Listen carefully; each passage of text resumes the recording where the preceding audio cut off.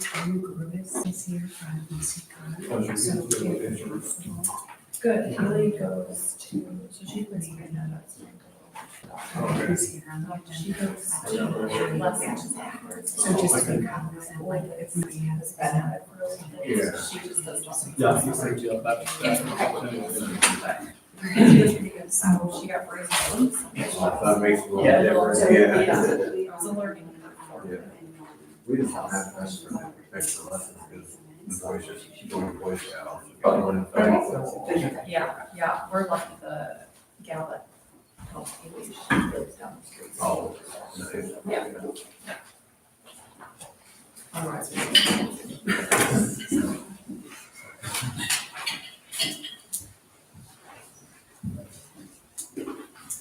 you're from here, right? Is what he plays? Yeah. Trying to. Yeah. Bunch of movies right now. Right.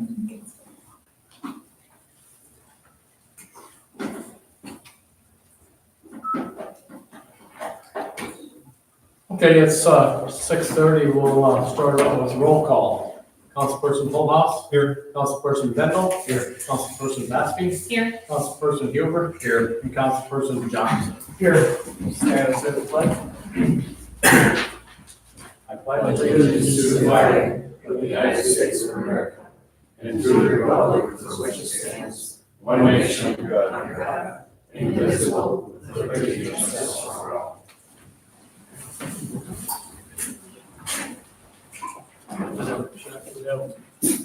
Oh, sorry, yeah. I can get it.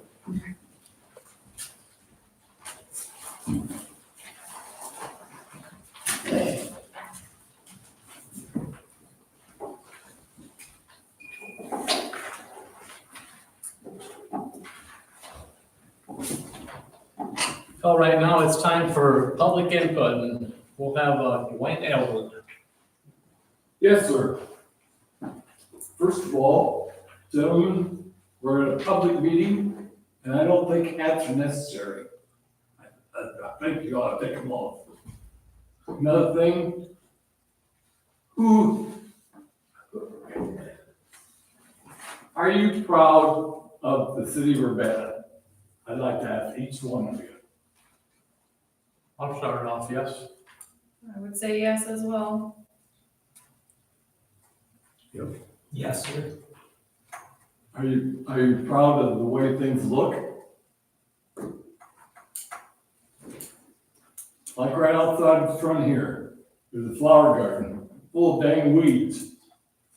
This is being taken care of here. It is? Yeah, we had people here yesterday. Okay. I spent a full day, actually, of my own comp time weeding it and did bring it to the attention because it has overgrown and I reached out to someone because it is unsightly to get it taken care of. And it's not that it's not getting taken care of, but the weeds do come up very quickly because it's very old. These days they repair.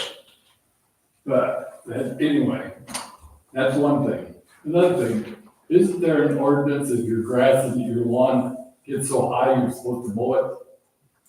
Yes, I think it's 8 inches. I think it's yeah. There's a lot of them that are And they're ready to make hay. we've sent letters out, notices out to those lawns that need to be taken care of.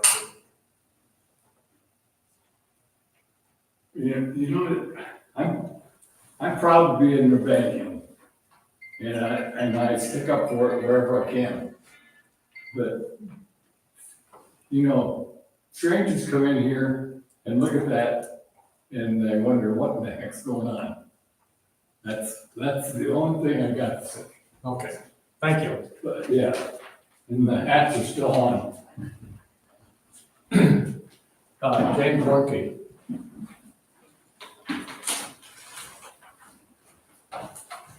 James Markey, 2675 Madison Lane. I have a question about the agenda for tonight. Item 7D, discussion North End ambulance and police vehicles. Are we buying police vehicles or are we selling police vehicles? Oh, we'll discuss that when it gets to the meeting, but we have vehicles we probably should get rid of. Okay, is that the new police vehicle or is it the old ones? Old ones. Okay, because I was just making sure that the council doesn't have plans to basically sell off police property before the decision's been made whether to continue police. No. Okay, I appreciate it. Thank you. Thank you. Okay, motion to approve the consent agenda. I'll motion. I'll second. I'll second. Okay, been moved and seconded to approve the consent agenda. Any more discussion? Now we'll vote. Councilperson Vacy, Yes. Councilperson Holthouse, Yes. Councilperson Huber, Yes. Councilperson Johnson, Yes. Councilperson Bendel. Yes. Okay. Looks like the staff reports are all, Thank you.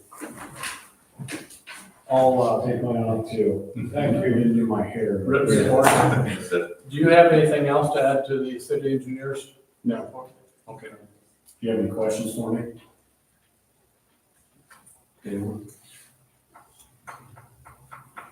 Okay. No old business, we'll go on to new business. Item A, overview from EasyCog and on upcoming comprehensive planning. Me? Oh, can I just make a quick statement? Sorry, I did forget to take off the, I had mentioned that we were removing old business item A in the email. Oh, okay, perfect. Sorry, it's still in my old copy of it in front of me. Okay. Tom, thanks for coming tonight. Yeah, thanks for having me. I'm Tom Gross. I'm a planner from the East Central Iowa Council of Governments. So we're a regional planning agency, and so we do plans for 6 counties that cover 6 counties in East Central Iowa. And then in my role as a community development specialist, I work with a lot of small towns on their planning and planning needs and land use ordinances, and then I've got some grant administration experience as well. So Jennifer asked me to come here tonight to talk to you about the comprehensive plan and the planning process that will be started here. We actually got the agreement in place to start working with the city, but plan to not start it for a while. And I understand there's a couple of new council members since that happened. Because the first priority for the community was to work on the strategic plan and capital improvement plan. So now with that finished, we're at the part where we're getting started on the comprehensive plan. And a comprehensive plan is a long-range visioning document for a community. So it describes current conditions, and then there's we'll try to do like robust public engagement effort, and use the information that we collect from different data sources and the Urbana community to set some goals and objectives for the community over the next about 10 years. So in the state of Iowa, a comprehensive plan is required for cities that have zoning, like Urbana does. So we're gonna get that updated before possibly considering an update to your land use ordinances. And kind of in addition to like the legal requirement for a comprehensive plan, one of the other benefits, well, there's a couple benefits, again, for like kind of a list of planning processes, like including the capital improvement plan and the comprehensive plan. The comprehensive plan is a little bit higher level and is going to have more of that public engagement, whereas when you did the strategic planning process, that was more with the council looking at like the near-term needs, and so involved a lot less of the public because it was kind of about the kind of looking at the expenditures you might need to make in the near future. Whereas this plan is going to go more for the trying to get more public engagement to help drive the development of the plan. So you'll have input from the community and something that documentation to show, like at this point in time, this is what the community was saying was important to them. And then that's gonna provide some continuity for elected leaders of the community too. So that you don't kind of have to come in and reinvent the wheel and do the things that are kind of the personal priorities of the council, or you can kind of take your personal priorities and look for what's by alignment with the council's plan and the interests of the community. So just kind of at a high level, there's like roughly 6 phases to the process, which will take about a year from now to get through. Sometimes we get through stuff in about a year, and then there's still like a month or two, depending on how quickly the adoption process goes. But yeah, right now we're just doing a community introduction. So I'm going to be meeting with city staff and the Planning and Zoning Commission soon to start getting to know the community a little bit more. Plan to do just a site visit and kind of walk and drive around and start to take some notes from the community. And then from there, I'll start working on the information gathering. So that would be looking at existing related plans the city might have or other entities might have related to it. Start pulling some data, like demographics and assessor data for parcels and just a number of different sources for some different topic areas. And at that point, I would start meeting with that plan steering committee. So in the state code, the Planning and Zoning Commission has a role in the development of a comprehensive plan. And I will usually like meet with them during the process, and then they'll the plan will have to go to them for review and recommendation before it goes to the city council for adoption.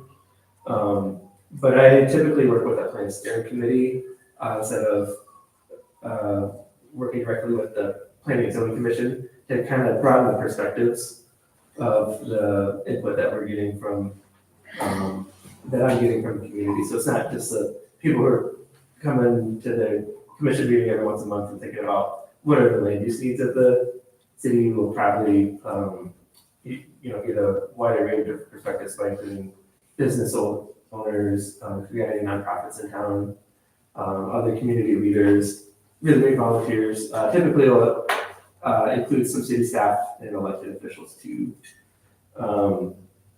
And so I'll start working with them to develop the public engagement process. We'll refine that too to kind of do some of the things that make sense for the community, but generally that's going to include a visioning workshop.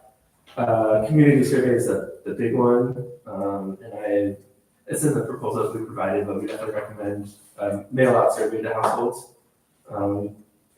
See the best response rate when that happens. And then potentially focus group discussions and stakeholder interviews with members of the community.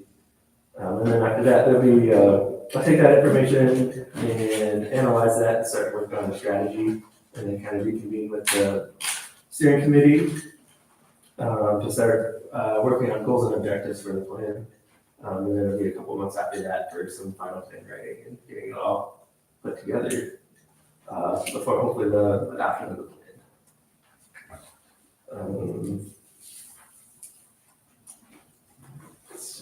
Are there any questions right off the bat? So kind of I mentioned already how you might have some like different levels of planning for the community, and those should it's good when those can kind of work up and down here in the list. So we'll take a look at the capital improvement plan as one of the items that we'll look at. And by having those different planning efforts, they can like reinforce each other. One thing I'll add to in regard to the public engagement too is that for everything we do, we usually tend to have like in-person or activity or paper copy of the survey, and also an online presence as well, and we'll duplicate the activities and survey. That way people who can't make an event, they can still participate online. And people who are more interested in submitting the survey online, makes me happy because it's a little bit easier to, I don't have to tabulate those responses. But we set it up both ways so that there are like lower barriers to participation from the community. So there'll be a project webpage that'll be getting set up in the near future. And that is kind of just a high level overview of what we'll be doing. Jennifer, I know you had a couple of questions. I think one was potentially updates to council about the planning process. Yeah, just once we get started, since the main portion of it is not through just the council itself, although the committee will have elected representatives on it. I thought that it would be nice if we just had a section, maybe a line item that'll just be devoted on the agenda. If it's all right with the council, just to give those monthly or couple month updates to the council to kind of let everyone know where we are in the process, how we can get as much information out to the public that we can. We did start sending out letters or invites to various steering committee suggestions, which we talked about at our last council meeting. I did also put an announcement out on the webpage that I shared for people that would like to be involved and how they can connect. And still reaching out to more business owners, nonprofits. We don't have a ton, so I just had to go down the list. So I think that was kind of it. You mentioned a project website, so is that something that we would just link onto our website so it would be easy enough? I mean, like, you're going to own this website? Yeah, we have a public engagement platform. So yeah, you could link to it. Yeah, so we can access, we'll have like, maybe for the process, since he did say it's almost a year long, maybe on our front page, we can have a link that's direct to the comprehensive planning page, just so that it gets people out there and engaged. Yeah. So, my goal for this one too is to really try to minimize the time from like when we start the public engagement process to when we're getting appointed. So it's still going to take some time, but really try to get some things done that will have more things done ahead of time to kind of minimize that time. So you might want to. I'll get the project website set up this month, but we might not want to like advertise it heavily until we're ready to kind of like send out the survey and have the 15 plan. Right, it would be nice before we launch it to make sure we have information out there for the public on there when we actually want them to go to it. For the in-person public input, is that something that councils usually sit in on, or is it just the steering committee that's present listening into that, or just you're listening into that? A lot of times I do more of like an open house type event where we've got activities where people can leave input, but they get a little bit of information about the community and then leave input on topics like, what types of things would they like to see in the community, kind of transportation, like both transportation issues that they were of, like safety, or like road conditions, so that if there's something, we've got a record of that, and then possibly like where they'd like to see like future roads or trail connections, that kind of thing. Parks, what people like to see in parks and recreation around their Main Street, so that kind of stuff. Thank you.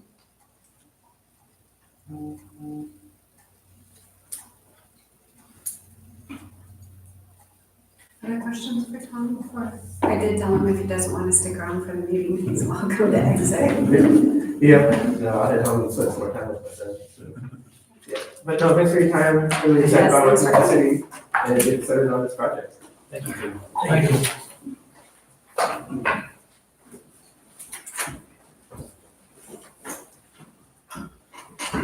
Okay, item B, consider resolution 2025-145, authorizing an amendment to the professional service agreement between the city of Urbana and Hall Engineering. Okay, so I have this prepared. I'm actually unless you guys had additional questions to what was provided to you. I don't know, John, if you want to just give a quick overview. Yeah. Of resolution 2025-145, which is authorizing amendment to the Hall contract, which believe is on the pump house side. It's on the pump house Yeah. side, so, so this is an amendment so that we can bring Terracon on as a sub-consultant to us to provide some testing services out there for, since we don't have certain equipment, for soils testing, we don't have the nuclear gauge. You get put on the list, if you own a nuclear gauge for soil testing, you have to get certified through the feds. We don't have that, Terracon does. And then, doing some testing, some soil bearing testing below the foundation of the building. And they have equipment and standards for that, and then we don't. And then on the concrete side of things, we'll still be doing your air and swamp testing, taking samples, casting cylinders so they can be taken to a lab, broken, ensure they're hitting the specified strength, make sure we're getting our money's worth. But we don't have the lab equipment to break those cylinders, Terracon does. So this is really just bringing them on board to help us out and doing some of that lab work. And when we did the second bid out, we knew that this would likely Yeah. come up as an amendment to your Yeah. contract because that was part of the cost Yeah. savings to the city. Yeah, and Matt had included in our original contract that he wrote up, as part of our construction engineering, that we would have some concrete, I think it was sewer and water main testing, and I think the concrete testing was more geared towards the stuff we are certified to do, is there and slump and taking samples, but this is really more to do with, the equipment side of things that we don't have. And it's different from the tank. The tank, we put it on the contractor to hire the third-party testing agency, just because it's way more elaborate and several different concrete mix designs, and obviously the structural and geotechnical side of things on that are way more complex than the pump house. So the tank contractor had included that in their bid already for hiring the testing agency, but like Jennifer said, on the pump house side of things, it was on the city to provide all the materials testing. So any questions, concerns with Terracon's proposed services?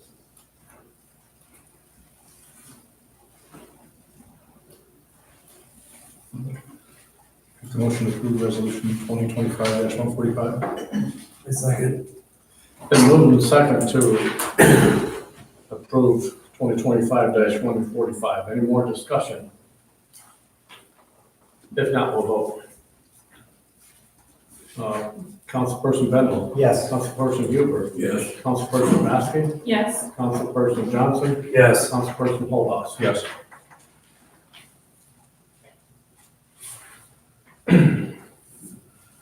Discussion of utility connection fees. Okay, so, I have put together a memo for the council and the mayor regarding a review of water sewer connection fees, which was sent to me by, Councilmember Bendel, that this might be a good opportunity for the city to take a look and analyze what our current utility connections are, really based on the projects that we've been doing that we're also going to be going into a loan amount. And I can certainly let Councilmember Bendel discuss that further, but what I provided here in the memo is the current fees for Urbana connection. So this would be for new construction and water sewer connections for a new home. I gathered some information, and this was very high-level information from Google, really just reaching out to any small towns in Iowa that had their published water utility sewer fees, and provided a chart here for where Urbana falls in with these same connections. I provided the council with 3 findings in terms of regional benchmarks, looking at larger cities as well as smaller cities in the range, and where Urbana falls in that current connection.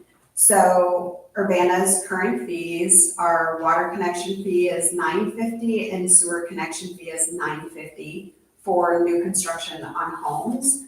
And as you can see, Urbana did fall in the higher end for both the small and the larger towns.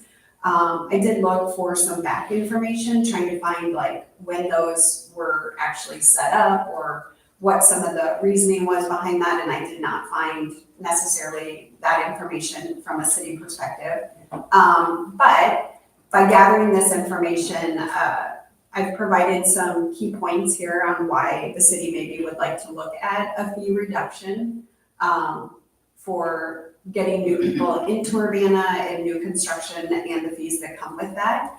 And then I did get a good question from Councilmember Baskey in regards to what our current dollars are that we actually have in these connections. I had to pull it up on my phone because I think I forgot to print it off for myself, but I think I sent it off to all of you.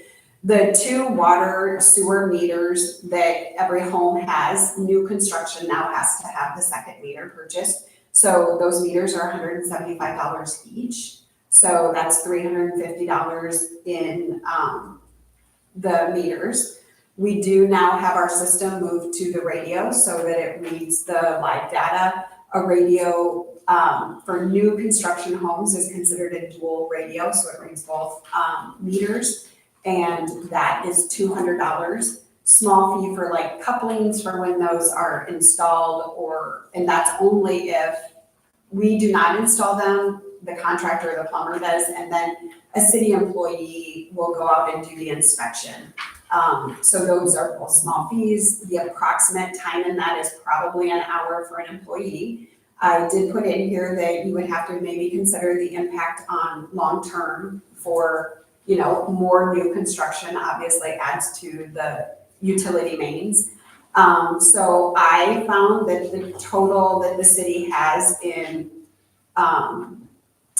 the sewer and the water is $610.